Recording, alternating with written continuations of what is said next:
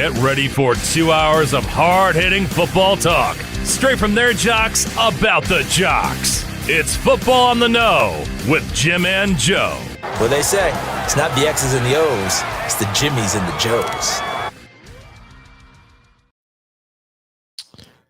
All right, what's going on, everybody? Welcome to another episode, a special episode of Football on the Know Show. And happy Thanksgiving to everybody out there, to you and your family. Joe, happy Thanksgiving to you.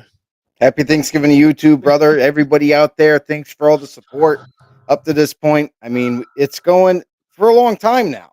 You know, we're going in 8 years now. We're 8 years deep into this thing. And, doing it for a long time because we used to decorate it and everything, and now it's just the plain old background. We're kind of done. Like, you know what I'm saying? Become turkeys everywhere. And yeah, we've become like the older couple that now just doesn't care about decorating. We're letting ourselves go.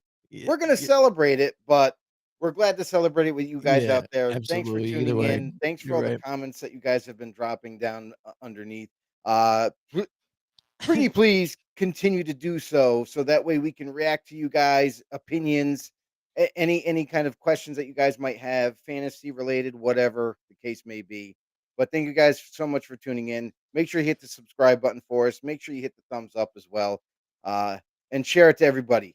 You know, this is the season of being thankful and giving, and we're going to give you guys what we think about what's going on in the NFL today, and go through our picks, of course. But we're also going to do something a little different this year in terms of giving you guys our 5 best wide receivers at this point in this season. We're going to go through it. Jim's got his own list. I have my list. And let's see what we can come up with. Yeah, absolutely. Yeah, it might surprise you, right? Or might not, you know. Yes, that's right. All right. So first of all, first guy out there in the comments, you know, it's Rise Up Dirty Birds out there. There he is. Yeah, he's surprised Kirk Cousins actually beat the Saints. I can see that. Yeah, I can see that as too. A surprise. Yes. I mean, actually, mathematically, the Falcons had a chance to make the playoff. Stepped up, you know. Yeah, right. They stepped up for Kirk, you know, and they got it done. You know what I'm saying? No, he looks pretty good, but you gave him some time and things. And again, let Bijan Robinson be your guy, you know, run the football efficiently. I mean, they still have all that same talent there. Just had to get it together here. And right now is a perfect time. He's talking about mathematically being in the playoffs, or a chance still with Baker Mayfield being injured now and everything. And that is a key blow to the Buccaneers here. And now really makes that division up for grabs with the inconsistent play of the Panthers as well. I mean, right now, I think the Tampa Bay Bucks are 6-5. You've got the Panthers at 6-6, and then a couple of games behind are just the Falcons. So at this point, like you said, it's anybody's matchups here. Their ticket is to take the division. As far as win some, I mean, I think they still can too, but you have a lot of other stiffer competition in the NFC on the outside of that division. So with that division being so tight, that's your quickest ticket to get into there. Yeah, you know, and it listen, the door has been cracked open to give the Atlanta Falcons a chance to win the division and get into the playoffs and all that. But I wouldn't rule out the Tampa Bay Buccaneers by any means just yet. Baker Mayfield isn't deemed as being done for the year or anything. We're going to further evaluate that. It sounds like it's just a sprain, like an AC joint sprain, which I know can be pretty painful for quarterbacks. However, again, this dude is a tough guy. We've seen it. He's kind of like in the image of Matt Stafford in a sense. Like this is the Matt Stafford 2.5 version that he seems to play through a lot of injuries, and he's able to capitalize on a lot of opportunities. So the Tampa Bay Buccaneers getting back Bucky Irving this week is going to help immensely. They are getting some weapons back, and that's going to be good for them in the near future. But we will monitor Baker Mayfield to see what his status is for the upcoming game for Tampa. But again, none of the divisions I feel like are just ironclad. Shut the door. You know, the team that's on top is definitely going to stay on top. I feel like this is one of those crazy seasons that it's been up and down no matter what the team has been. Like Mhm. the Eagles, we thought coming in the Ravens were going to run with their division in the AFC North. We thought the Chiefs were going to be head and tails in the AFC West and just kind of ride the horse into the horizon into the playoffs, and none of that is true. Like everything is open. Yeah, absolutely, buddy. It's wide open there, so it's still a lot of jockeying for positions here, and it can still change. Again, like if you look at the standings and where they are, the playoff, it is like flip flop from what it was last year. So a lot of teams Yeah. that didn't make it or you're in it, and now the ones that were are on the outside looking in. So we'll follow that closely too, especially as we go through our picks, because this, as you get towards the end of the season too, they start doing those divisional matchups and things like that, to where a lot of these things matter, and these Makes bigger it interesting. games where, like this Thanksgiving game, up here coming up, the Cowboys and the Chiefs, they imagined at one point this thing might mean something too, and lo and behold, it does, but for something completely different. That that uh that Exactly. they probably thought, that these two teams are on the outside looking in, trying to win to get in, so Yeah, it's that's the crazy here. strange So thing about that game. The Cowboys and Chiefs early on the season, you're like, if you were looking ahead to that game, you're like, oh, eh, Cowboys don't have a defense. The Chiefs look like, a fraction of themselves. Like, I'm not sure if that's going to be a good game. And then you fast forward it to now, where the Cowboys pull off a couple trades. They look better. They look healthier on the defensive side of the ball. So now they look like a better team. And then the Chiefs starting to figure some things out here and there. And they look like a team that is now to contend with. yep, absolutely. So, Joe, again, you teased it earlier on. We are going to come up with a list here, so let's get right to it. A lot of times, again, Thanksgiving time, I come up with my own list and things like that, but we're shaking it up here. We're looking at the great talent that's been happening, in the NFL too. A lot on the wide Mhm. receivers, some of that has kind of flip flopped too, and new names have emerged, and you see some of the older guys, Justin Jefferson, just not being able to perform because, again, JJ McCarthy is blown it. But then when he's injured, you got Joe Schmo out there. So, I mean, it's not working out for him. So, Right. I don't think he's going to be in my top 5 at all. And I'm not sure about yours either, even though, again, he's one of the top receivers in the league. We know this, just not this year right now. So, all right, so here we go. Let's get into it, Joe. How about you start off with yours here? We're doing it in a ranking style, or are you just saying, hey, these are my top 5, and there's I'm no just over? here's my I have a problem with like the ranking Yeah, style yeah, for everybody out there yeah. thinking that one player can That be one the is that much best. better. Yeah. Yeah, one player can be the absolute best player in Yes. that Yeah. position. I just think there's too many variables, too many opinions on what people or fans like in a certain position. So I'm just gonna say my 5 best receivers this season right now. So since we're just past the midway point of the season, this kind of has ironed itself out. I'm gonna kinda start from, like, maybe the bottom of my list and then work my Okay. way up because it doesn't really matter, but, I'm gonna say Drake London. Drake Uh, London. Drake Oh, London for the wow. Falcons, and there's a couple reasons why, because 1, this guy's missed a couple of games already. He's already, has been listed out this week, so he will miss a total of 3 weeks this season. But even though he's missed 3 weeks this season, he's still close to 1,000-yard receiving already. He has a 810, or no, not 810, hold on. He's got Mhm. 800, yeah, He's 110 810 yards. receiving Yeah. yards.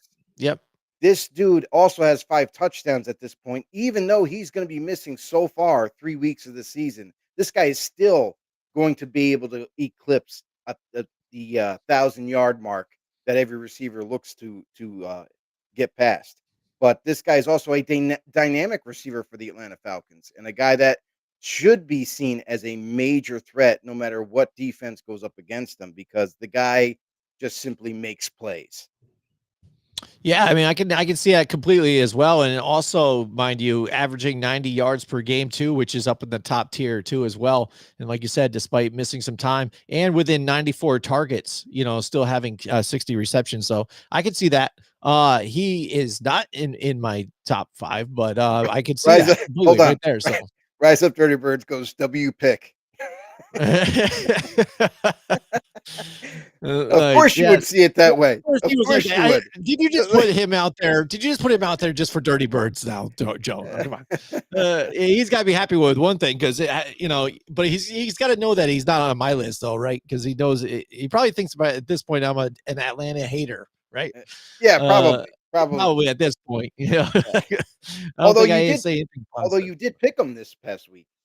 Yes, I did. I You did. know, I so foresaw it happening. You know what I gave it a mean? little love. Give it a Yes, I little love did. to rise I up. did. I had like 11 wins this week. It was good. It was a good week. All right. So one of mine then too, one of mine in my 5 is Jamar Chase. And again, despite having, Joe Flacco there and then before Jake Browning. So you saw the tick down in numbers there because of the Jake Mhm. Browning incident, right? Many targets towards his way. He still had 117 targets towarded him, but only caught 79 of them. But again, most of it wasn't even his fault. And he still has 861 yards. And you don't really need to explain a whole lot with him, especially the yards after catch. He's just a solid player, still playing at an elite level, at a top tier level here, despite not having Joe Burrow there. You're going to get him back this week, though. So again, I could see him turning it up a notch, even some more. But top 5 conversation, you still have to put Jamar Chase in it, in my opinion. Yeah, absolutely. And that brings me to my next receiver. That would be Jamar Chase. Oh, That way, bang. There that you go. way, I mean, how could he not be in your like top 5 or 5 best wide receiving categories? I mean, the guy is so dynamic, and when he's heavily leaned on, this guy seems to always to rise to the occasion, no matter what the situation is. And nobody, even though there are defenses that try to take him out of football games, they also double team the crap out of this guy. But guess what? It doesn't matter. The guy just makes plays and continues to do what he does in Cincinnati. So yeah, Jamar Chase, hands down, 5 touchdowns at this point. He's getting close at 861 receiving yards right now. So Mhm. and you can see how heavily relied upon he is because he has 79 receptions at this point, Yeah, So, like, the need to get him the football is right there, so, Paul Matty, happy absolutely. Thanksgiving, brother. You said happy Thanksgiving to y'all from Playland Beach, Florida. Yes, happy Thanksgiving, Well, Paul. It's good seeing you, man. I haven't seen you in a bit out there, so no, I hope you're it'd doing be well. nice. Hope your family's doing well out there. Yeah, and happy Nice to Thanksgiving hear to from you down some of there. the OGs, Mhm. popping out of the woods now. But Paul Matty also Absolutely. is the founder of Pigskin Talk. If you That's guys want right. a group to go to where it's nonstop NFL football talk, whether it be posts, if you're into that, or if you just like to have conversations with people, I mean that football group is amazing. Encourage you to head over to Pigskin Talk. Absolutely.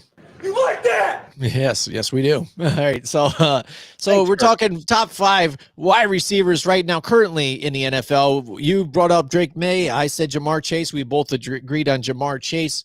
All I right. did So not bring next, up Drake May in the receiving or Drake category. May. Yeah, that's right. Drake Drake Drake London. London. Let's See, get this I thing I think I straight. am. I am a hater then because I love myself some Drake May, and I'm hating on Drake the May is ATL not in this again. So. category, everybody. Just to make sure.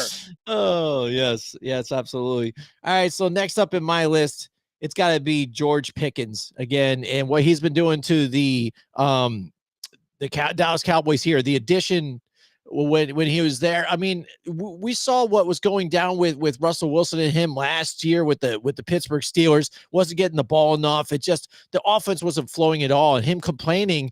Sometimes, again, this is the best thing for these receivers. You wonder why you have deep wide receivers because they get out sometimes. You're like, hey, I hate this. This is blah, blah. Get me the hell out of here. He lands himself right there with a healthy Dak Prescott. You got CeeDee Lamb on the other side. You know he was going to get a bunch of targets. You know he still had the talent there. He Right. fits right in with Dallas Cowboys too, with the arrogance and all this other crap that he adds to it. But the hand talent too. He's right there. He's got a 1,054 yards, so in the top 2 in wide receiving, and also at only 92 targets, 67 catches here as well, 95.8 yards per game, playing at a great level right here to where I said it, and you, a lot of people disagree with me. You're saying it too. You can't knock CeeDee Lamb, but he's clearly the number one. CeeDee Lamb's number two. There's no 1A, 1A, 1B in this one. George Pickens definitely deserving of being in that 5 range. I still gotta push back on you, bro. Like CeeDee Lamb is not number 2. CeeDee Lamb is 1A. It's 1A, 1B with those two guys. Unfortunately, CeeDee Lamb did miss a game Yep. due to injury, and you can see that like once he got back, there was a little bit of rust that he has to shake off. But they look for real, both of them together. So I do love the George Pickens pick for sure. A All guy right. who's still only 24 years old, which is kind of Mhm. miraculous when you think about it. This guy seems like he's been in the league for 7 years, but he's only 24 years old. And when given the right opportunities, this guy can really help a football team. Yeah, absolutely. I mean, this is the first time I heard lock him up, chance, for a guy since, when they were talking about Trump, but now you're talking about George Pickens, and Dallas fans lock him up on a big deal here. Sign the guy again. Now with Dallas, how are they going to do this? They're already talking about the contracts that they have in there and trying to work money and things. And with everybody, you got to get this guy now. That was the big stipulation. You go and trade for him, you get him. He's on this 1 year. You got to sign him long term here for what he's been able to do with this offense. That's the interesting part of this whole offseason that's going to take place. They can't afford to give him a big time wide receiver contract. Currently, they have 21 million under the cap right now, which will help them, but they have other players. Maybe not a bunch of players after this season that are due to be paid, but the year after, I counted 4 or 5 key starters that are all going to be up for new contracts. So when you have the foresight to look ahead a couple years, you're like, well, we can't just give this guy all this money to keep him. They're most likely they're gonna try to tag him. They're gonna try to tag him. It's gonna be definitely cheaper than paying him the highest end money, like kind of rivaling Jamar Chase and Justin Jefferson, what they've been able to sign for. I don't see that happening, and I think the Cowboys are going to at least tag him, try to shuffle some things around for 1 more year to keep him in Dallas. But after that, all bets are off. I'm not sure if they're going to be able to pull all the strings that they need to lock him in long term after next season.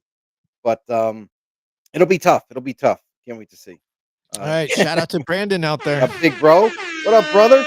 That Jerry Yeah. Jones gonna mess it up somehow. He's clueless. I listen. We've been beating the drum on Jerry Jones all season long about trying to make some changes, do something for the Cowboys, and he did finally. So we'll see. Now that they're healthier and everything, Mhm. we'll find out exactly where the team is headed real shortly. Yep. He That also brings says me. CeeDee Lamb number one. And yeah, whatever. I'm just a He's hater. one. That's all it is. It's These one A, guys one just B. know that I'm a hater out there. So It's 1A, Paul 1B. Matty says healthy Mike Evans. He can be, but again, we're talking about this year currently right now, and Mike Evans nowhere Mike near Evans sniffing the just top missing five too right much now. But time. yeah, Just absolutely. missing way too much Yeah. time. Yep. And my next guy is going to be Puka Nakua for the Rams. Ooh, Puka yeah. Nakua, dude has been killing it lately. And again, much like George Pickens, much like Jamar Chase, Puka Nakua, no one can stop. The defenses are trying their asses off to stop this Mhm. guy and simply can't. And a lot of people might say, well, they got Devontae Adams now, so that's why it's taking some pressure off them. No, they still Matt Stafford is still, that's his favorite target. He's still putting the football in his hands, and they're capitalizing on it because such a great receiver. This is another guy who's only 24 years old.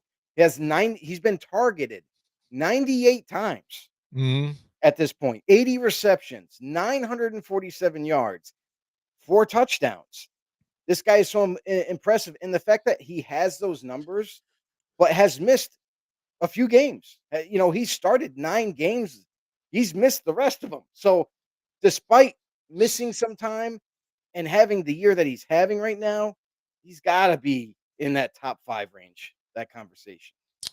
Yeah, absolutely. Again, a career high of 98 targets. 48 of them are also for first down. So that's key, moving the chains on top of it. And don't forget the fact too that when he gets the ball, he makes plays after the fact. He's leads the league right now in receivers at 355 yards after catch. Which these guys also that we've already talked about in that conversation. George Pickens as well is in that top tier too of 322 yards after catch too, which is a big factor. Is not only you're catching the ball, you're making the big deep throw, catch on the throw, but making plays afterwards, making guys miss. And that's what this guy does. He's a straight baller. I agree with this guy on the list too. I would actually, if I had to rank him at this point, he's probably with all that combined on average. Plus his catching overall percentage higher than anybody in the top at 81.6% out of all the high wide receivers in the top tier. So he would have been actually my number one if you wanted to rank him. Yeah. Absolutely. So that's the other thing too, is like right now, since you've already talked about him, I'm gonna throw him in the mix. George Pickens is also on my top 5. Mhm. Yes. Very hard to leave this guy out of it this season. He's always had the talent.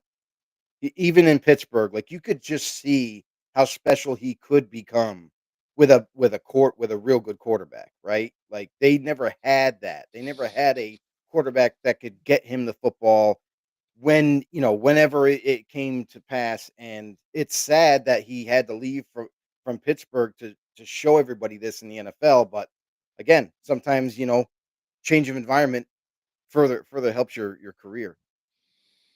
Brand said, it still gives me indigestion to think that we drafted Kyle Pitts instead of Jamar Chase. And it should, It my should. bro. It really should. Because that just goes to show you that your organization at the time made a very bad decision instead of going with one player over another. Absolutely. Paul Matty wants to see the sweet Paul Malu shirt. All right. You're going to stand up here. There you go. Boom. There it is. I like it. Nice. Paul Malu. There you go. Back and forth. Joe, why don't you plug it? Plug where you can get that shirt to Paul Matty. Listen, so I have a good friend of mine that started this t-shirt company, and it's called Planet Euphoria is his company. So if anybody wants to get shirts like this, like the Troy Polamalu, he's got all kinds of players. He's got teams, anything that you need for your NFL needs. Head over to planeteuphoria.com. Awesome place. Great stuff. And also the other cool thing about these shirts is that he not only designs them, but these are all hand sketched. These are all drawings. Oh, wow. From his tablet that then he takes and makes a template for it and puts it on a shirt. So they're all limited edition t-shirts. He only makes 500 of any design that he does create. And after that, you won't see the same design again. Wow, nice. So we got to get him to sponsor the show or get us a promo code or something like that so we can get more reach out there. I mean, we'll sell all the 100 shirts. I think what we should do, I think we should have him on the show. Yeah, absolutely. He's a football guy. He knows his stuff. He's played in the pros before. He's played in college. Like, the guy is definitely worthy to be on the set here. Nice. Maybe we could do a sketch up of us and do a sheet or our very own shirt too. How about that? Just to see what that looks like. See what he comes up with. I mean, it would be pretty interesting. It's gonna cost you. Yeah, we'll see. It would be fun. It would be fun to do. All right. So there we go. We've talked about already 5 so far. We've agreed on 4 of them, right? And then you had Drake London on there, right? So we've got at least one more to go. Let's go to the chat again, see, because I know everybody's out here. No, I think we covered everybody so far. Paul Matty said, very cool shirt. So, all right. Lastly, I know it's probably he's on yours too. Probably he's on mine. He's lighting the league up right now with 1,313 yards, 119.4 yards per game, averaging 12 yards per target. I mean, leading things nonstop, 80 receptions on 107 targets.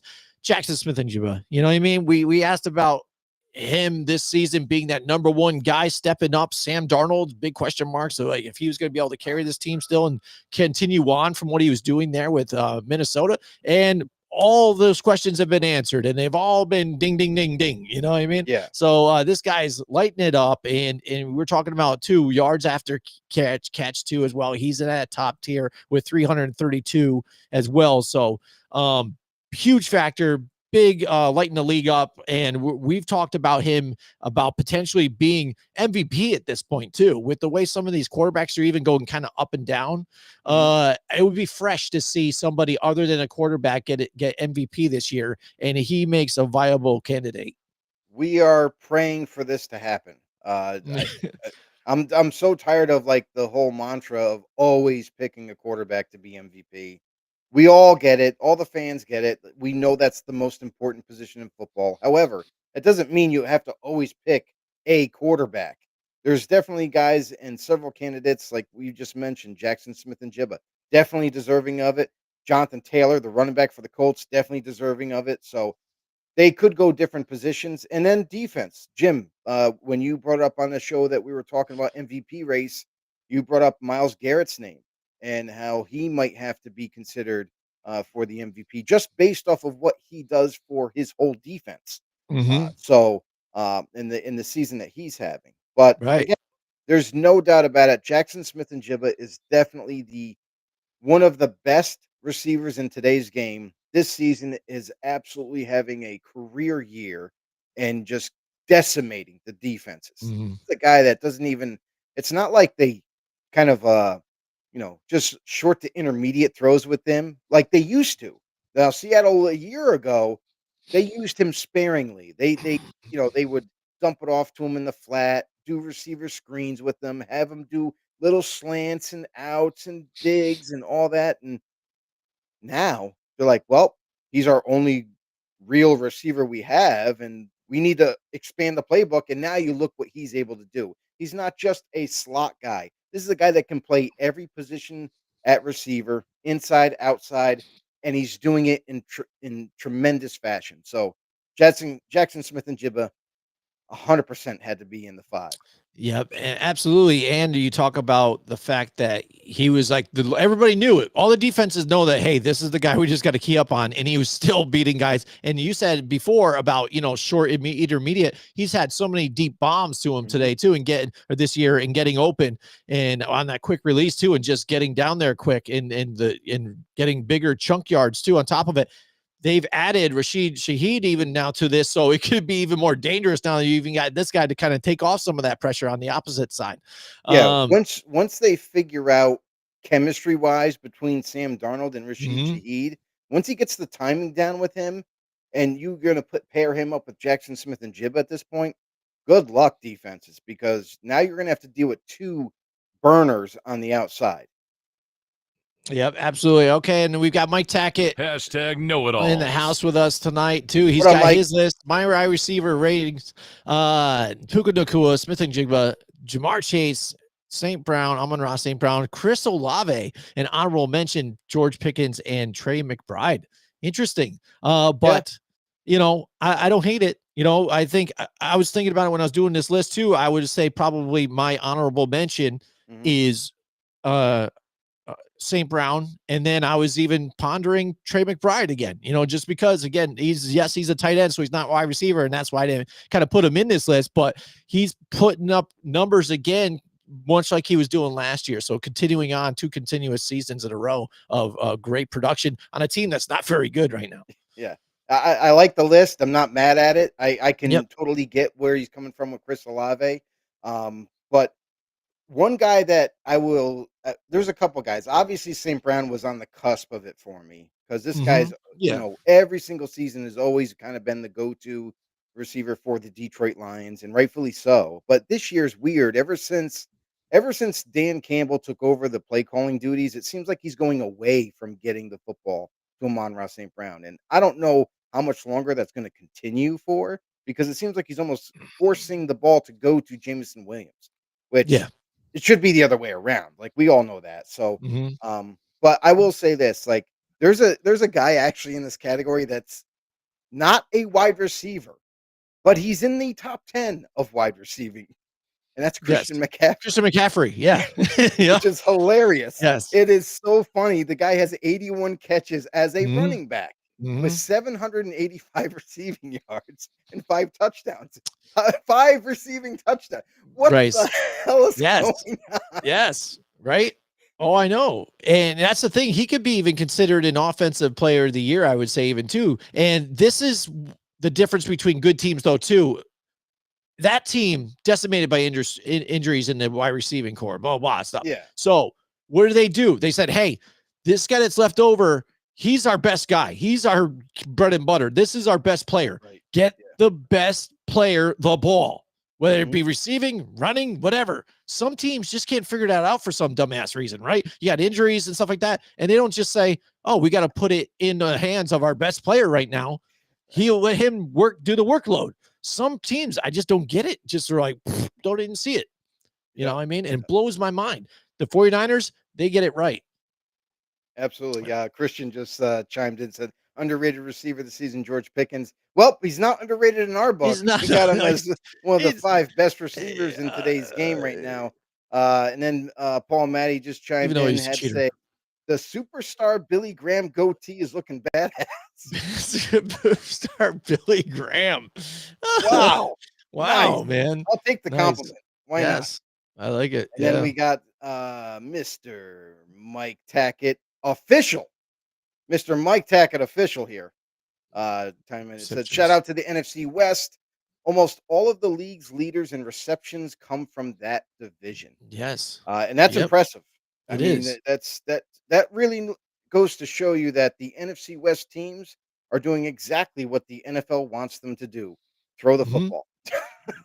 Throw the football, yes. But again, even well, I would say except with the exception of, the Cardinals. I mean, they're running the ball, the offensive, hands like pretty well too. And you Right. see them with the good records too. They're in the Mhm. top tier of all the records too. You've got 3 teams that are probably going to make the playoffs out of that one division.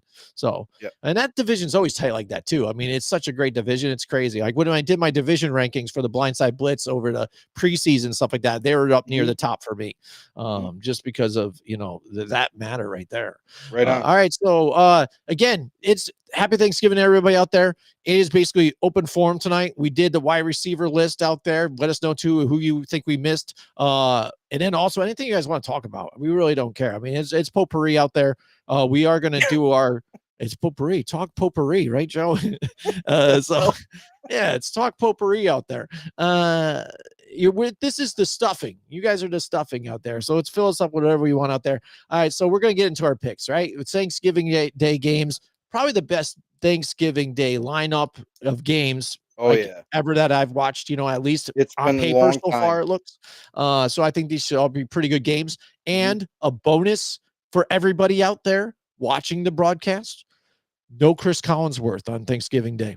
By the way, Oh, thank he will not be on the broadcast, so I'm sure everybody else is thankful for that, right? Instead, you'll absolutely. get the golden pipes of Jason Garrett out there, along with Oh, Mike great. Tirico. That's not much better.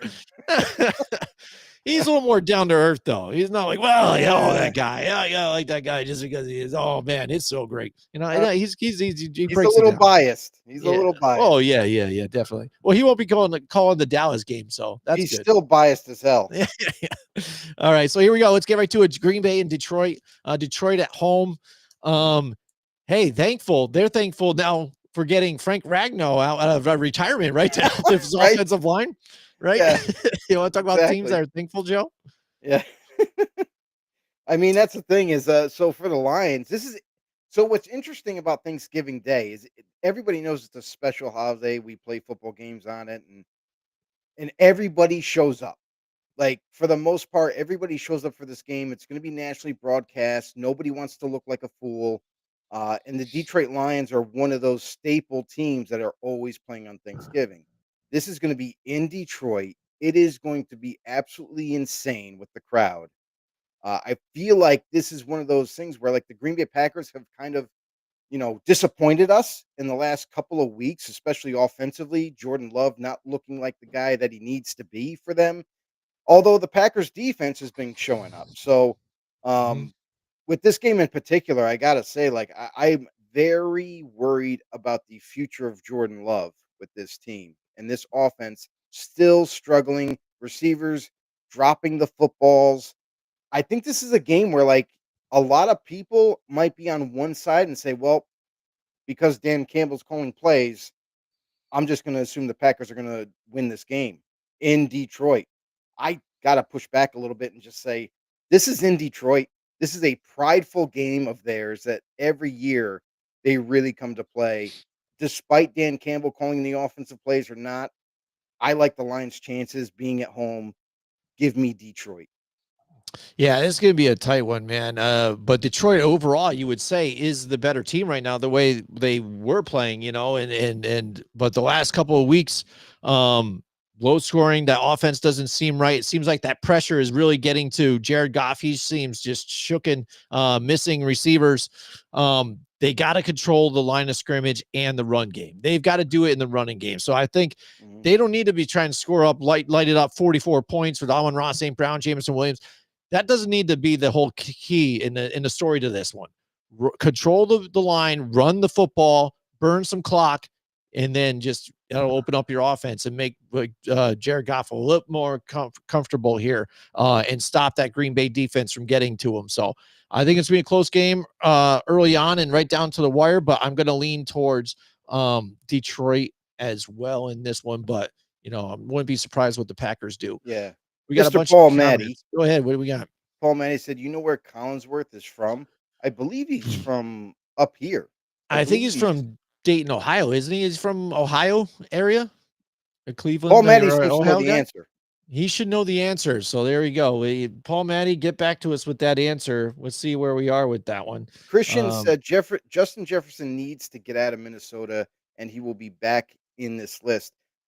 He's not out of the list because of lack of talent or anything. The guy, we all know that this guy is definitely deserving of being in that conversation of top 5.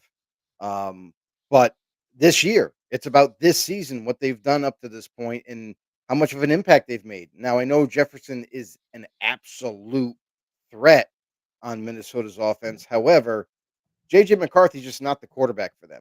He's not going to be. So Justin Jefferson and his numbers, they're just not going to be there. So unfortunately for him, it means at least this year going to have a little bit downtick of a year. But who knows what the future holds for Minnesota? Are they going to all of a sudden pick up everything and say, "Well, scratch that. We're not going to use JJ anymore as a starter"? I don't see that happening. Otherwise, it's too soon to make that move. But just got to hope that JJ McCarthy gets better as a quarterback for next season. Mr. Mike Tackett said, "I pick up Madden for $35 a few days ago. It is usually recycled trash, but this year's game feels different. Really? The atmosphere feels more authentic, and the players play more like they do in college football 26. That is encouraging to hear, Mike. I gotta say, I'm happy when I'm playing. I was having a conversation with Jimmy about the college football game and how much different it is, despite it being still created in the EA Sports Lab. So, this is encouraging for me, anyways, having played college football, knowing that if Madden is starting to mirror some college football animations and movement and stuff like that, maybe I might give Madden another chance. Yeah. I don't know. Again, I haven't gone back to Madden in forever. But yeah, perhaps I would though too. Give it another shot again if it is more realistic and things like that. Because I got tired of all the nonsense what they do and the glitches, the dumb linebackers being able to intercept anything. So, all right, we've got our answer in the whole Jeopardy thing. It is Titusville, Florida, home of Playa Linda Beach. Really? Look at that. Imagine that, Joe. Listen, if any of you tapped A or B, you're wrong. It was absolutely answer C. So yeah, Paul Matty, we're both wrong on that one. Thanks for the quiz. You stumped me, that's for sure. Yeah.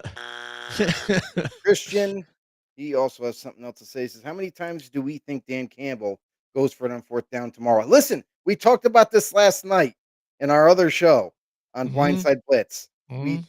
I said, what's the over-under that this happens, right? Right. So for Dan Campbell, the 4th down conversions, he's so aggressive. Do we set the number at 4 or 5? times Yeah. that he goes because he goes for it often. I'd say 4 is the baseline, right? Okay, 4 So, would be and the then baseline. so you're either going 5 I'm or going above. 3 in between. So yeah, I'm exactly. going So above. If 4 this is the baseline, I'm going above. yeah. And I think I'm pretty confident in sticking with that. And the thing is too, what like I think the Detroit Lions have like an 82% like, fourth down Completion conversion rate?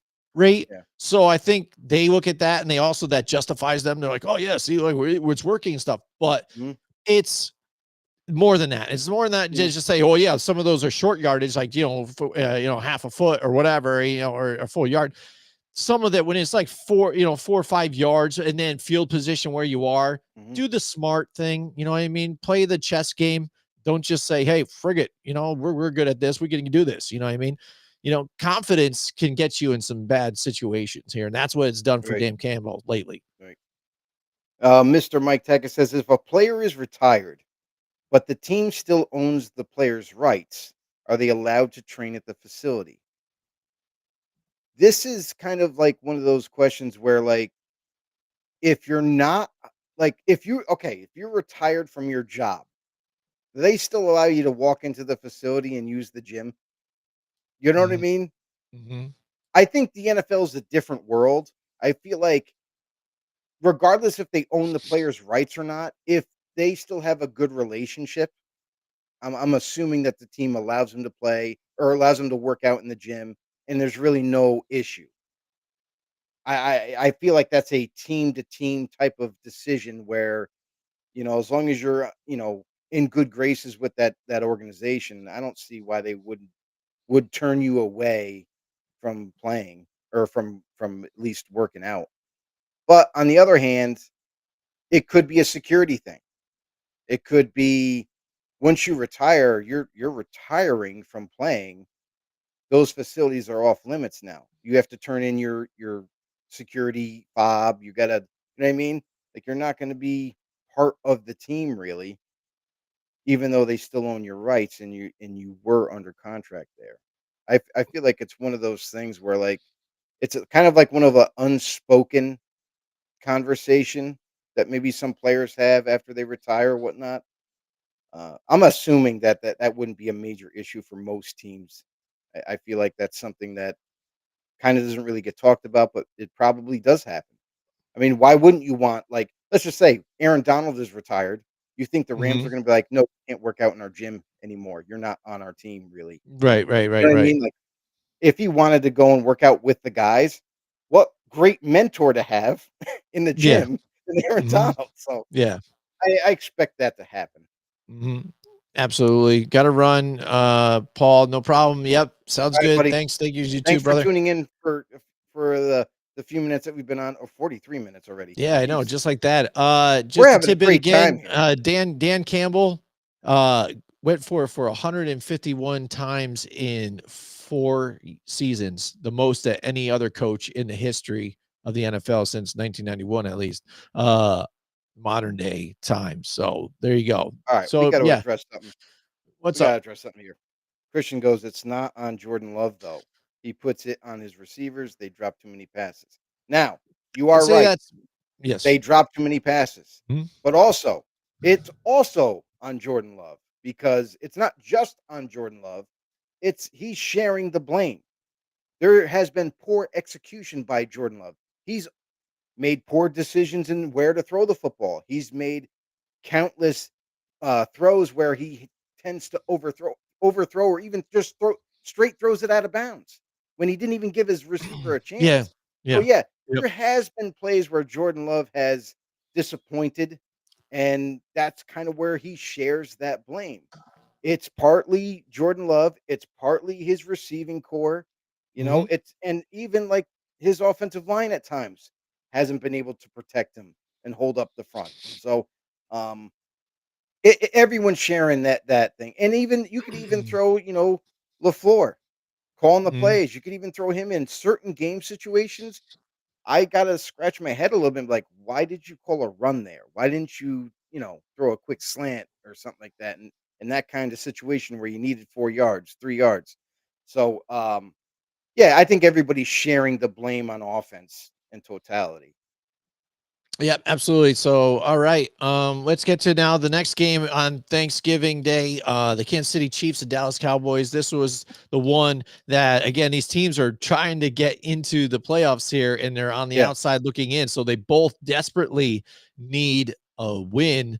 I would say probably the Chiefs need it more maybe than anybody, just because of how far out they are, and if Jacksonville keeps winning and how far away they are from Denver at this point.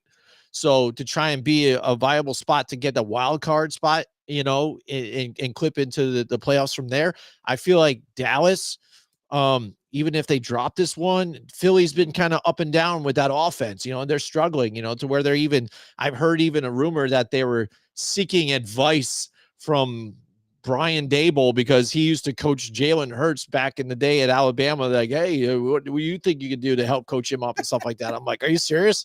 You're just asking this guy? But what they are up and down, I still think if Dallas loses, it's not the end of the world, that they might have a shot still to try and get into this thing, because they do play the Giants again, and then the Commanders again aren't looking very good. So, Right. but we'll see. Again, this is going to be a tight matchup. It's a lot more interesting now too, because Kansas City's starting to get their offense together a little bit. Pacheco's coming back healthy now. Their defense is their key to their team though right now. Dallas, that offense, and it seems like they're clicking on defense now too. So they seem like the more balanced team, and at home at this point. So to me, I think they've got the advantage in this one. The Chiefs, they still have that good defense of theirs still intact. Um, the offense, though, is not what they used to be Oh, at no all. way. Like, Mhm. it's definitely a different type of Chiefs offense that's playing right now this season. I think that kind of cracks open the door for a lot of teams that have to face them, Dallas Cowboys included. This Cowboys team, if you went 3 weeks ago, nobody would give this team a shot to win this game. Nobody. Mhm. Their Mhm. defense was lackluster. They couldn't stop nobody. They couldn't even stop a cold, for God's sakes. I mean, and then you got Dak Prescott, now healthier, I should say, this season, looking really good on the football field, making good decisions, getting the football to George Pickens, which when you got George Pickens, he's somewhere down there, just throw it up. Um, and then you also got CD Lamb returning. We'll have to see how the dynamic will shift between those two now that CD Lamb is healthier. I'm curious about this game though, because I feel like this could be one of those games where both guys get over 100 yards. Both guys have a touchdown in this game.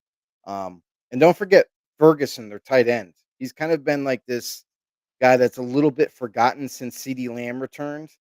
But when they need it to count, Ferguson will always provide for them.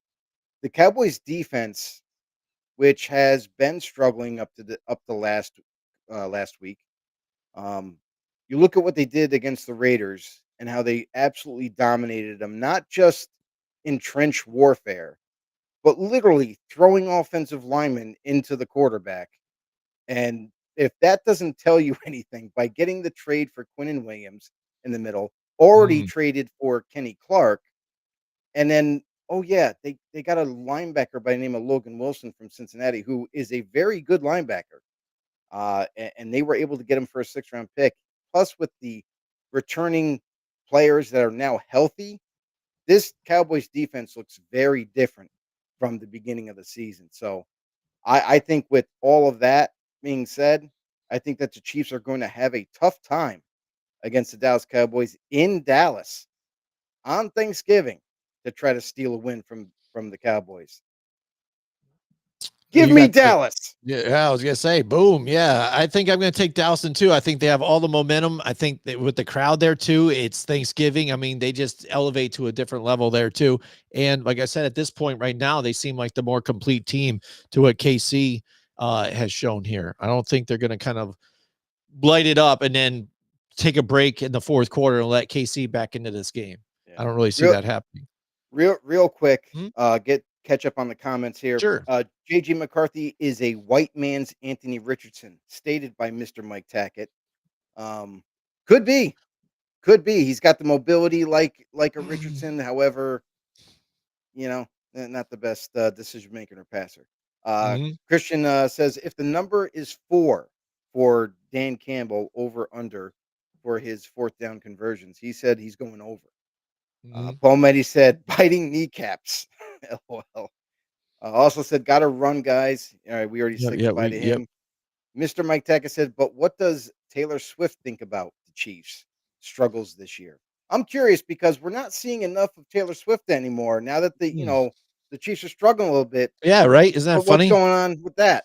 She's Huh? not even showing up to the games anymore. She's just like, yeah, call me when you guys win again or whatever. You know That's what I right. mean? Let me know She'll how this is be all there for shaking this out. one, Thanksgiving Day. She'll be there.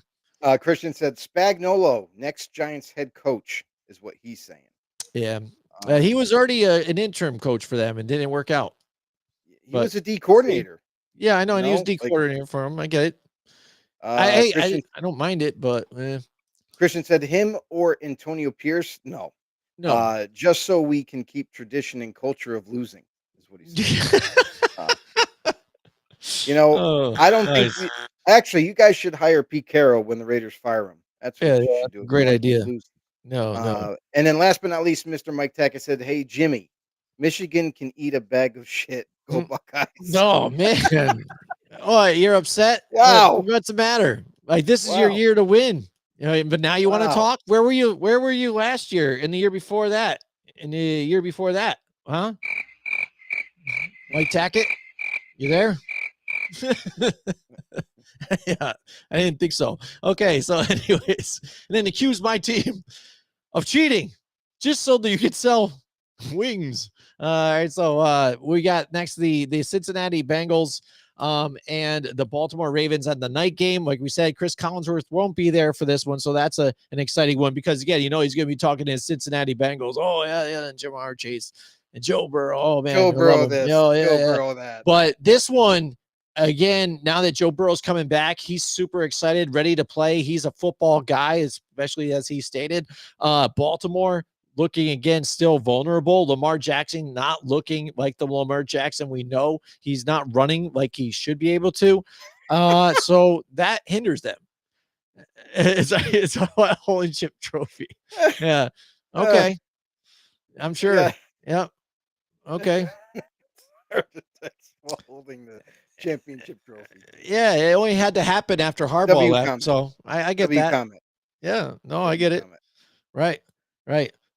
So Cincinnati and Baltimore. Even though Baltimore's at home, I'm taking Cincinnati on this one. I say Joe Burrow Okay. livens up that team. They get it going. Again, it's got to be the Chase and Chase LLC. Like the lawyer group. It's got to be a little Chase Brown. It's got to be Jamar Chase on top of it with Joe Burrow right there. Even though they don't have T Higgins, I'm liking this one and this one. I like Cincinnati Bengals to upset the Baltimore Ravens on Turkey Day. Yeah, I mean, this is going to be a good game. For the first time, we have three really good matchups, all key matchups. And the Bengals, I'll say this, it's great that they're getting Joe Burrow back because you know that they're going to get their quarterback, a guy that can definitely help them rack up points like no other. Defensively is where my big concern is for this team. This is a Bengals team that they, I don't know, it almost seems like it's not like they avoided fixing the defense. It's just like they didn't invest enough time and money, towards the defense. Everybody knew how stellar the offense was.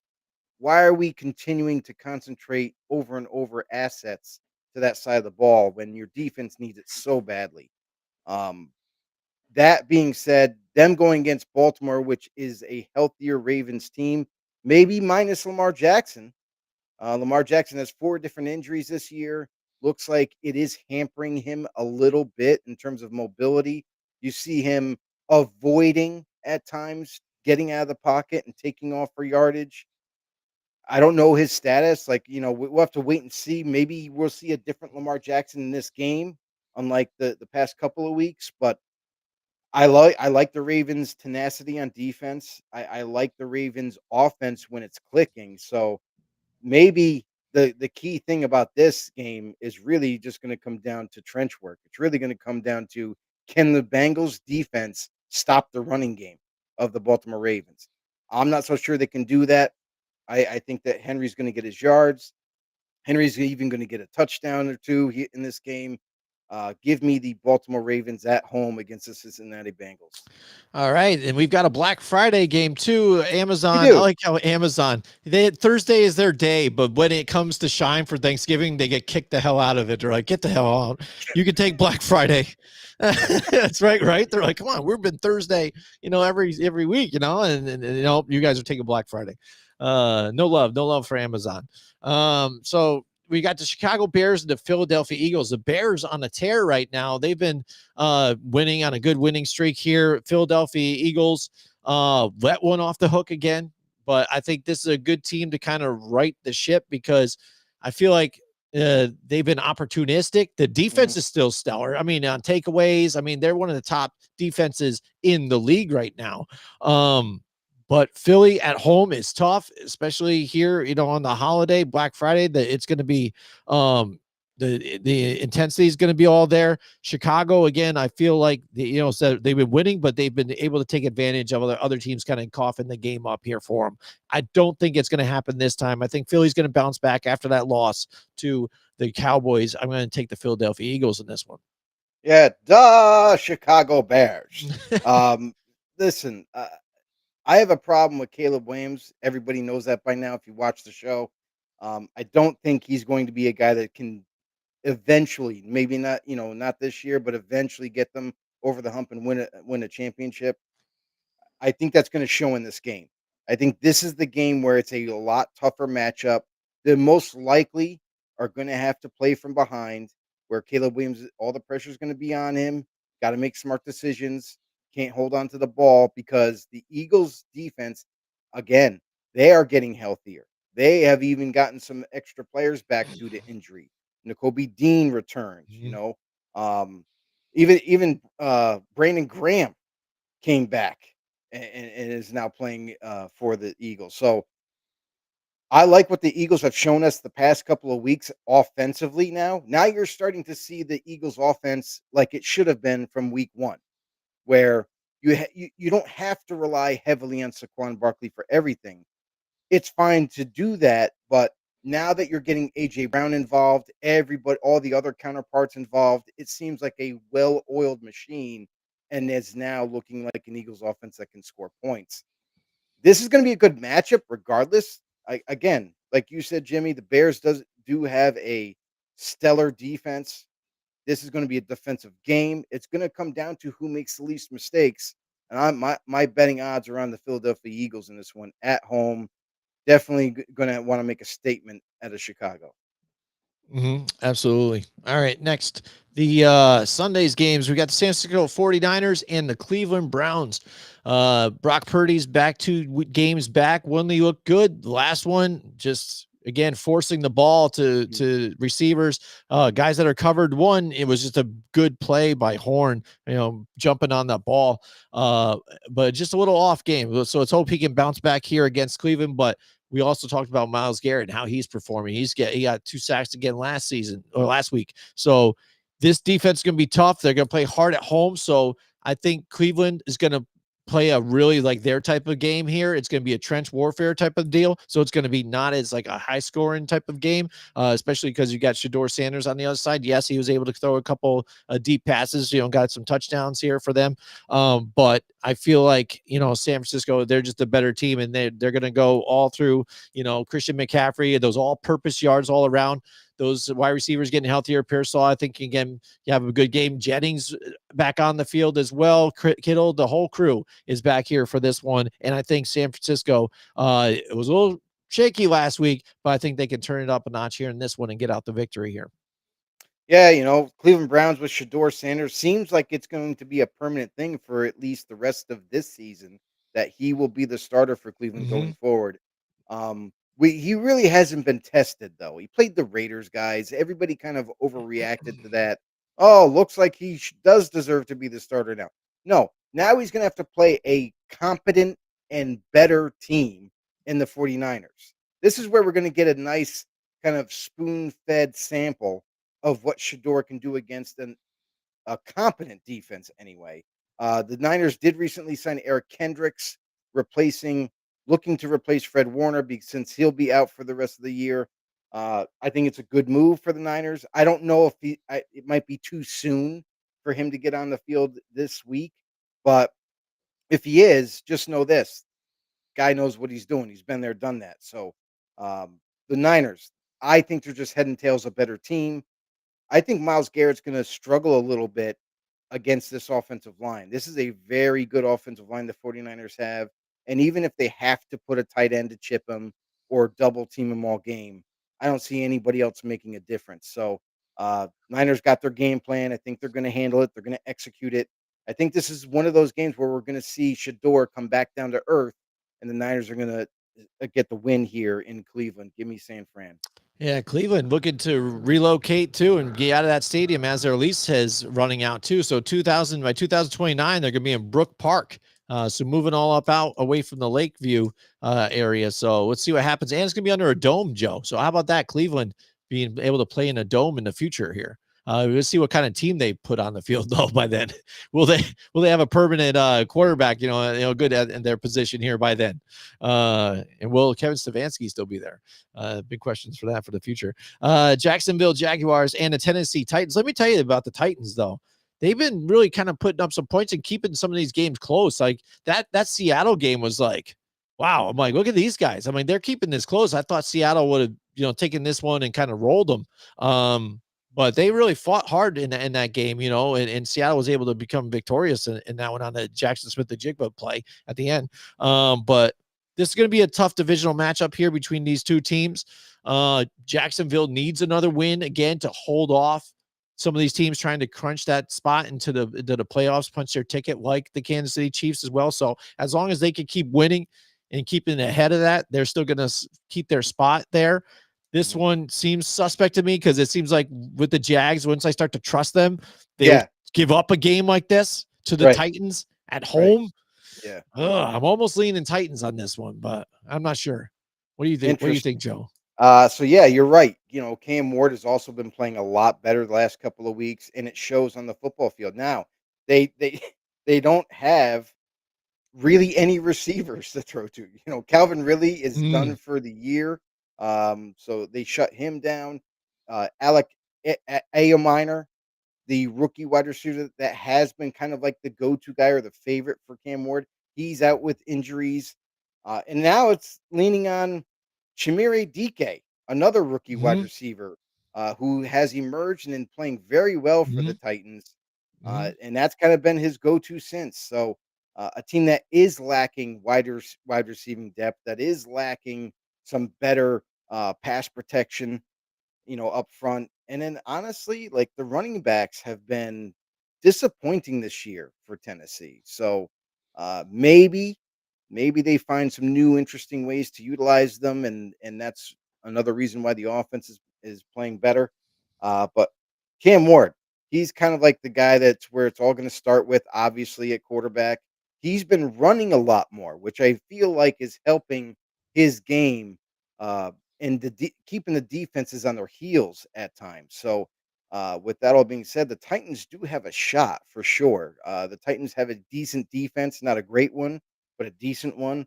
The Jaguars, that's kind of their strength is the defense. And as far as the Jaguars are going to end up going is going to all be predicated on Trevor Lawrence. Really, we've seen him disappoint us time and time again. What are we going to get this week? Like, are we going to get the Trevor Lawrence that's going to run the ball when needed?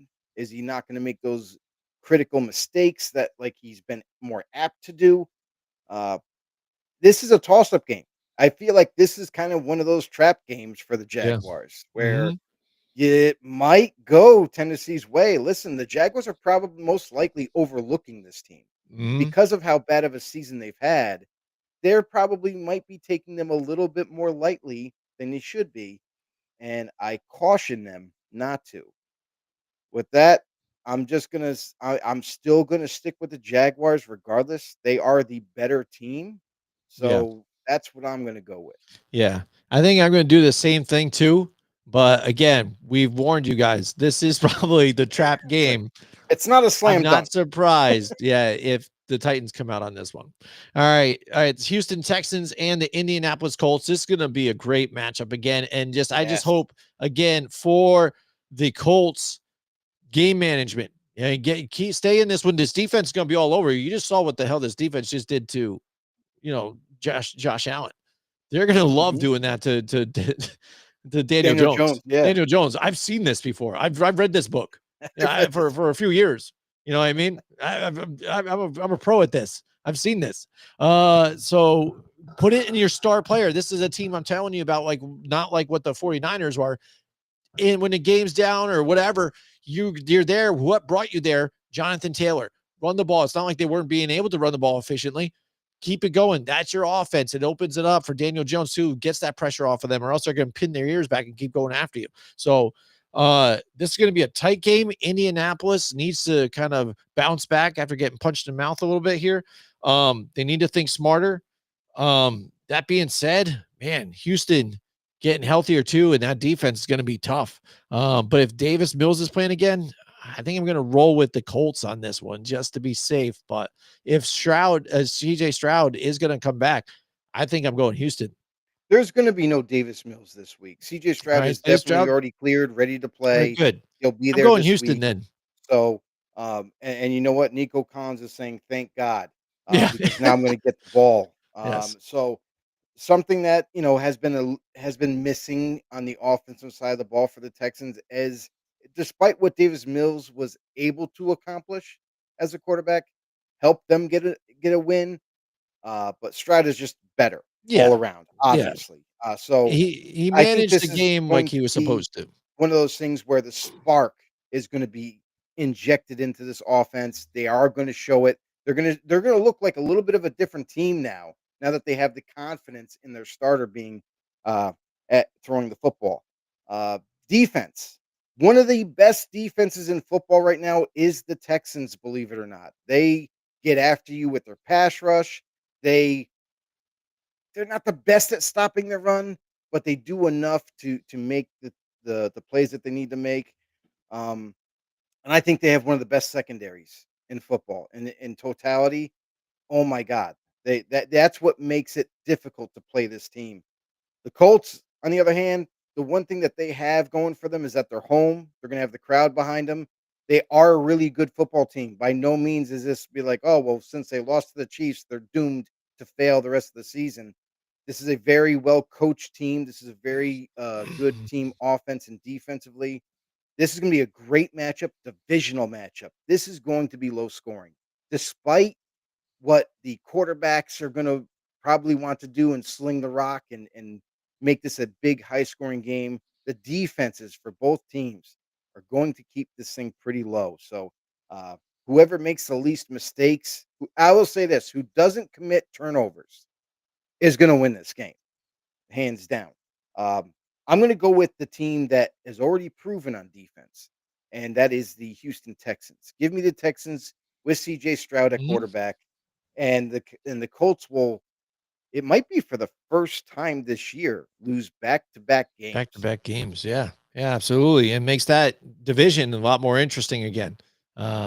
So again, that the Texans, they have an opportunity though. Still, the door is still open for them to make a run here. The New Orleans Saints and the Miami Dolphins. Just when we thought the Dolphins were dead, they kind of resurge and get that defibrillator back out, and we're back. Less is more type of situation too for them. Saints again, they're growing. They've got some growing pains going through everything. But we'll see what happens with them. What we got here? We got Mike Tackett. Mike says, you guys think the NFL is keeping a close eye on how the Jaguars do in Orlando. I feel if the turnout is solid for each home game, there's a potential Orlando could get a franchise in the next decade. Yeah, and this is stemming from them moving to Orlando so that way they get their stadium all put together, revamped, whatnot. And that's an interesting take, Mike. I gotta say, like, it's an opportunity. Now that would mean that you have Tampa, you got Jacksonville, and Orlando having 3 franchises in the state. I don't know if the NFL wants to do that. I feel like the NFL wants to spread out into other states that don't have um, that don't have a franchise that could use it and might even have expand the fan base in that area. Um, I'm not sure if they want to go back to like once what they once had in California. You know, Right. you had the San Francisco 49ers, you had the Oakland Raiders, you had the San Diego Chargers. You had three teams in Yeah. that state. And I understand it's a big state and all, but I think they kind of want to do more in terms of expanding to markets that don't have a franchise. But who knows? They could. They still Right. could add it to Florida. That's an interesting uh, option there. Yeah, I don't know if that market holds true for fans to be open to another like franchise. You know what I mean? They don't have enough that a following, I think, to kind of follow. Because I I was even watching the last game with the Jags, and I was like, how many jerseys are actually in the stands here with Jaguar jerseys? There was Mhm. a couple sprinkled in there, but I don't know how many Jags fans are really out there that really support the team a lot. You know, and not like you've got your diehard Tampa Bay fans, which they had a resurgence in the early 2000s here with Gruden and stuff like that, and fan base and being good because for a while when they had the creamsicles, not very good. Mhm. But since then, and then Tom Brady years too. They've really built a really strong fan base down there. So a lot of Florida follows the Bucks. And Yeah, I and think that it's kind of on the cusp with the Jags. That's why we're always having that talk about them being that team to possibly move to London or something like that, and be a team that moves. but the other thing that's going to be difficult to show is how many people are coming from Jacksonville to Orlando to watch the game. You know, a bunch of them Mm, are. I mean, a mm, lot of them have season tickets. Of course, they're going to make that trip. It's not far at all. So, no. um, they're still going to have the fan base regardless. Even if Jacksonville goes back, they decide to have a franchise there.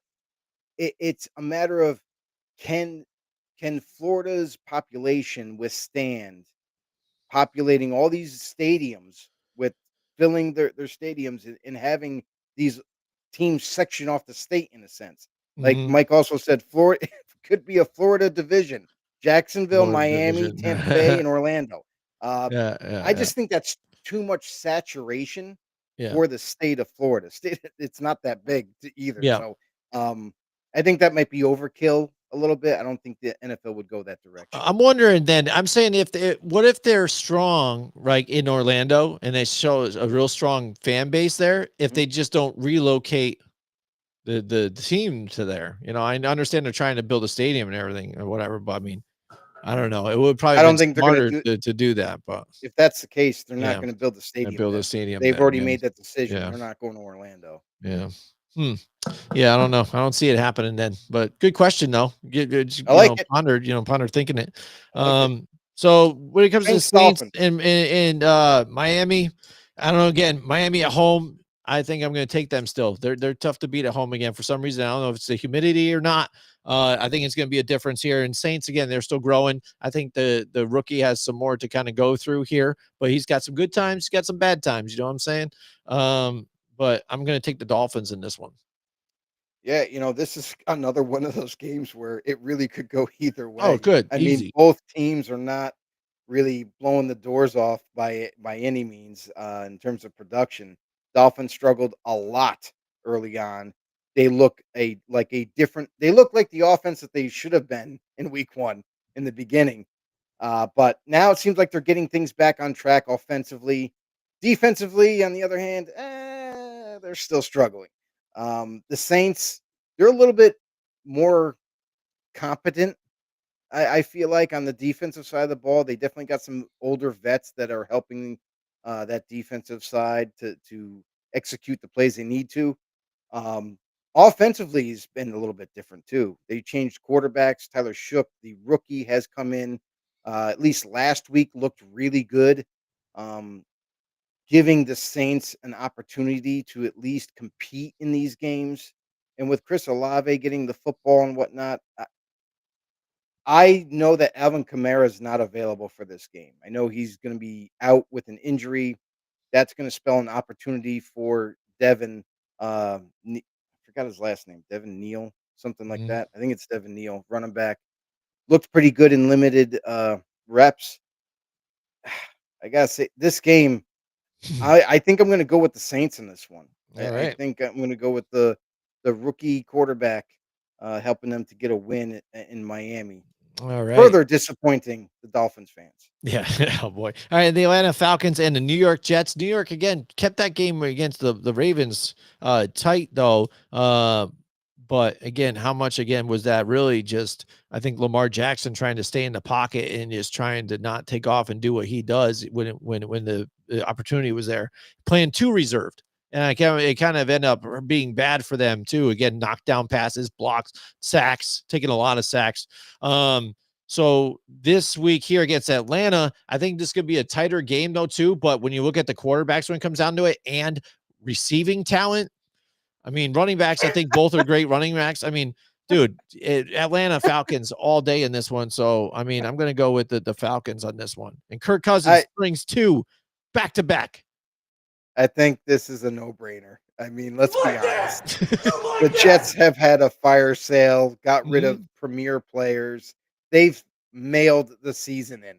Mhm. Tyrod Taylor, despite what these players are going to try, obviously they're going to try to win the game and Yes. the coaches and all that. But I just don't. I think they're overmatched. I Yeah. think the talent on the Atlanta Falcons, one of the better defenses. They're kind of under the radar, but they are really good when they're healthy. And the lack of weapons, like you said, Jim. Oh my Oh yeah. god. Yeah. I mean, Uh, it's night and I day there. think this So is going to be one of those games where the Falcons defense will be licking their chops. Can't wait to play this game just to mhm. show like they are the bullies of this football game. Mhm. And then offensively, Kirk Cousins looked really good last week, to my surprise, and Mhm. looked like a guy kind of revitalized being on the sideline. So wanting getting that chip on his shoulder, proving to everybody that he can still play. I think that's going to be the driving force for the Falcons. Give me Atlanta. All right, next the Arizona Cardinals and the Tampa Bay Buccaneers. Or no, yeah. All right, so the Bucks at home. Is Bridgewater going to get the start? I'm not sure. We didn't. We have to figure out the Yeah, injury report, right? Yeah, it sounds well. Listen, this is midweek, yeah. so we won't really get to know who's playing or whatnot until Mm. Friday. So It's tough speculation because. wise, Mhm. I think the needle points to Teddy Bridgewater getting his first start this year. Because this is going to be a tough game because, like you said, the defense of Tampa has been kind of suspect as of late. Arizona, Mhm. they lose, but they're still like in every single game. They just happen to fall short. Jacoby Brissett not playing the But he's worst. he's You know pretty what I good. mean? He's He's yeah, pretty he's good. doing well. He's getting out to the receivers. You don't have, Marvin Harrison Jr. because he's banged up and all this stuff and having the surgery and all He this might be back nonsense this too and things. So it's tough. This one could go either way for me. I mean, just because Baker Mayfield's not there, I understand the talent and stuff that's there year. around them too, and Bucky Yeah, Irving in the running back position. But right. I think just not having Baker Mayfield, where he puts this team on his shoulders and wills them to wins, and we've seen it last year, we saw it this year. It's a different thing. So I don't want to go another game with the with the away game though, with the away team. So I think I'm going to side with Tampa Bay just to offset that a little bit, but I wouldn't be surprised that if Arizona pulls the upset in this one. I'm gonna go with Tampa Bay regardless of who Mhm, mhm. quarterback is, and I'll tell you for a couple reasons. One, they're getting a couple more players back. Bucky Irving makes his return, which is a much needed Mm, part of this mm. offense. A Yeah. guy that can kill you between the tackles, running the ball, can also catch out of the backfield and in the open field. Good luck trying to tackle him. I think that's going to play a big part in this game is Bucky Irving now returning. Despite Teddy Bridgewater most likely getting the start, I think they're just going to ask him not to do too much. He's going to be the game manager of this team now going forward until Baker is due to come back. Cardinals, though, Cardinals are going to be able to stay with this team no matter how many points they put up. Jacoby Brissett has been playing really good football, even and they've already have announced that with Kyler Murray due to come back, they are not going You're back not to going to Kyler make the Murray. switch. They've already Yeah. made the decision that they are going to move on from him this offseason. I don't know what that means. Does that mean they trade him or they just flat out release him? We'll have to wait and see. But they have a lot of confidence in Jacoby Brissett running this offense, and rightfully so. Cardinals defense is another one of those defenses that I feel like is a mid-tier defense, but pretty solid. So I think this is going to be a good game, regardless. I'm going to side with the home team on this. I'm going to go with Tampa and Teddy Bridgewater. All right, the Los Angeles Rams and the Carolina Panthers. Panthers lost last game, right? So they do to win this one then, Yeah, they right? lost to the Yeah, 49ers. because again, yeah, no, exactly. So I'm just And one of the worst yes, games I've ever had to watch. yeah. Oh, I And know. It was I've seen brutal. a Like lot none of of bad it was games. like a game that nobody wanted to win, right? It was like one of those type Yes, of the games, a right? lot of mistakes. A lot of Yeah. mistakes. Yeah, yeah. Offensively, they're like, no, we don't want to win. Give it to you. And like, no, We're trying Brock to help Purdy's you like, no, I guys don't want to out. win. Yeah, yeah. So Carolina's due for a win, especially at home. They do well. But it's the Rams. I mean, come I mean, on, come man. on. You know, they're playing What are we equal on doing? all. There's not much to talk about this one here. No. This is where we see again Carolina. They're going to be who they are. They're going to Yeah. fall under 500 this week. The So I'm going with 49ers the Rams in this one. the 49ers are not the Rams. And the Yes, Rams yes, are probably the best team right now in the NFC. yes, They're yes, playing one of the worst teams yes. in the Panthers. So, Mhm. yeah, what do we the Yep, Rams should I'll just say this. I'll put a disclaimer in there. They should they run should. away with this game. Yes. But unless the football gods say otherwise, the Rams are going to come away with the W. Yeah. Next, we got the Minnesota Vikings and the Seattle Seahawks. Minnesota, JJ McCarthy again. Now all of a sudden it's in concussion protocol. Like, where the hell did this come from, right? When you But keep taking hits, yeah, it's bound to yes, yeah. happen. And multiple injuries this season. When he's out there not playing good again, it looks like a dumpster fire over there. And it's a real Really is. disappointment here for Minnesota and Seattle at home. I mean, so they've got to be talking about a team licking their chops on this one. Seattle's easy going to be one. hungry on this one. So again, them with the 12th man, I like the Seattle Seahawks in this one. I'll say this, Carson Wentz, if he was able to come back and be able Yeah, to be the quarterback for them, I think this would be a really good game. yeah. But I just don't Well, see they it. fed I him think to the wolves last time when he was out yeah, there. he got really messed up. Seattle Seahawks, like Dude. being at home, that's another like big check mark on their side of the ball. Like, I mean, most likely this is not going to be a real good game. Most likely, the Mm, Seattle Seahawks, as soon as they get their lead, I think they're just going to keep running the ball down their throats yep. and wearing them out. Yeah, Seattle all the way. All right, absolutely. Next, we've got the Pittsburgh Steelers and the Buffalo Bills. Buffalo going against Pittsburgh now. Pittsburgh suffering a loss, but Mason Rudolph did start, and he looked good at times. But again, when it came down to pressure, again doing Mason Rudolph things, you know what I mean? Trying to throw a ball like up like this, skying it, getting hit, and dumb mistakes. When the pressure's there, Mhm. just take the hit, take the sack, or whatever.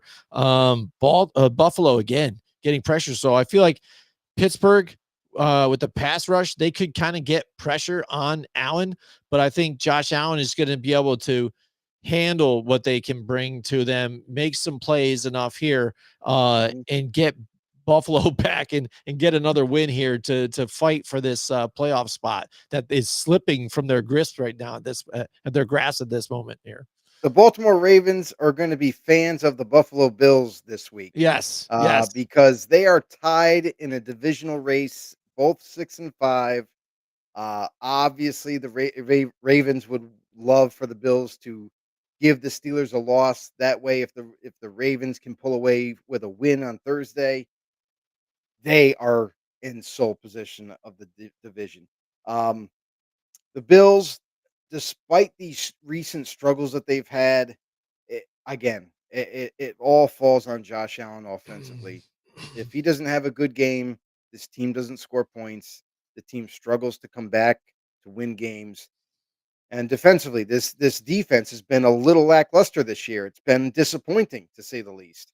The Steelers, they've kind of been a surprise this year, with Aaron Rodgers when he's healthy, distributing the football offensively for them, running with Jalen Warren. The Steelers defense kind of coming together down the stretch makes them a very stingy defense. In Pittsburgh, definitely going to be a tough place to play. I feel like this is a must-win game for Buffalo. I feel like Mhm. this is like they got to get back on track. This might not look like the game that they could do it, but I just think that the Bills are going to just do enough to get a win here to kind of get them back in the win column and further pursue their playoff hopes. Mhm. Absolutely. All right, next we've got the Vegas Raiders and the Los Angeles Chargers. Chargers again, This is struggling. not a You can game, see the by the difference way. here with the offensive line. Yeah, This is not a yeah, game. Let's be no, honest. Like I don't even have to break this game down. The Chargers are going to win this game. That's it. The yes, end. right, The right, Raiders have mailed in the season. yeah. It's a dumpster fire over there. Coaching and player related Oh, together. It's bad. It's real bad. yeah, yeah, yeah, yeah. We could do over under too. How many picks Gino throws? Whatever. I I'll mean, say it's 3. going to be rough. Yeah, I was going to say three, too, as well. So, all right, yeah, I'm just going to agree. All right, Denver and Washington, the 8:20 game. Not the game that they were hoping they were going to see at this point, right?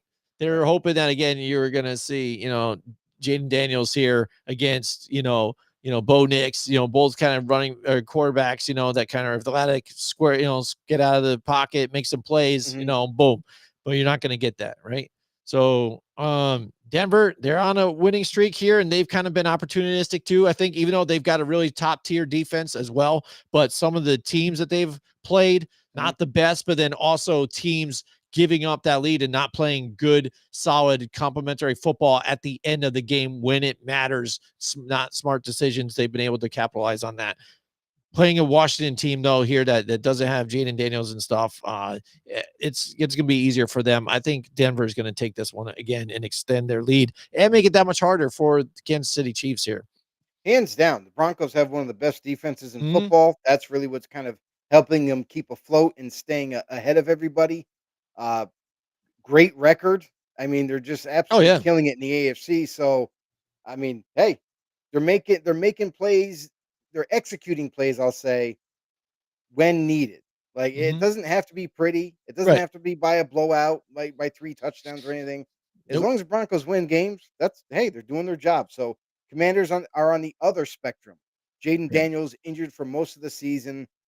Terry Jesus Terry Christ. McLaurin. Yeah. Terry Yeah. McLaurin, uh I don't know what that was. Yeah. Terry Yeah. McLaurin, him also, again, Yep. missing a Yep. lot of significant time for the Commanders.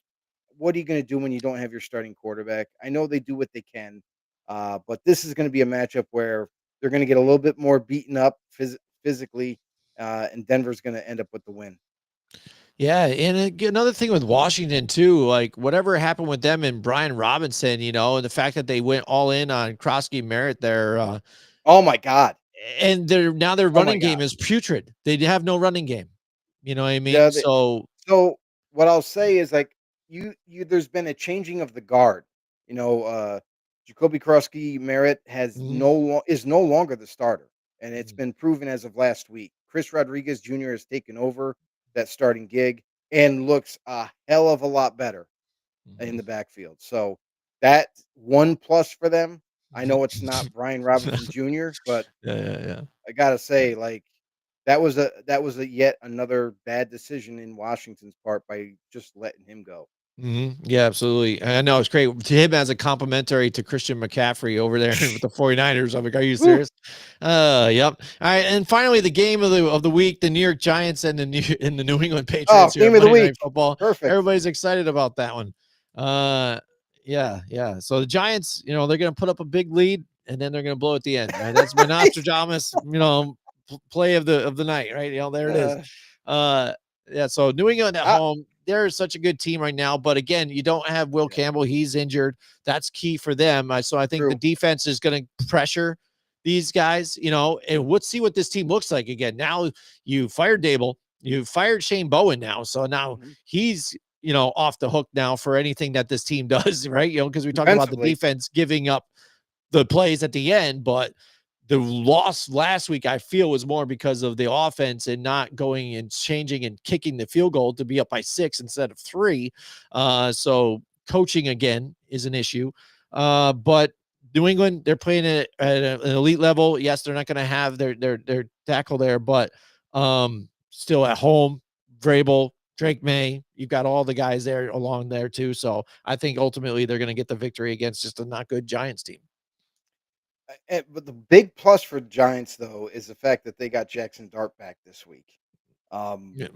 that's going to be a big shifter of the way this game goes Hmm. because I would say this, despite Winston's huge success last week Yeah. Yeah. as the quarterback, Jackson Dart is just a different type of being.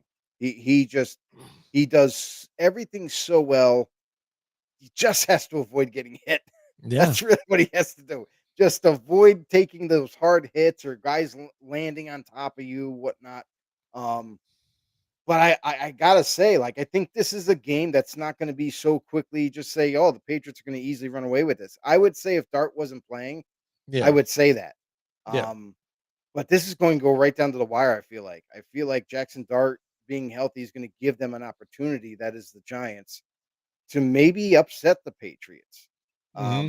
But I love the fact that despite missing out on Will Campbell, and that's going to be a matchup to watch in this game, how much pressure can the Giants defense, with Brian Burns on the edge, with Thibodeau on the edge, Hmm. Abdul Carter, like I'm curious to see how they hold up against this Giants front. So that could be the big part of the game that's going to dictate who ends up winning and losing.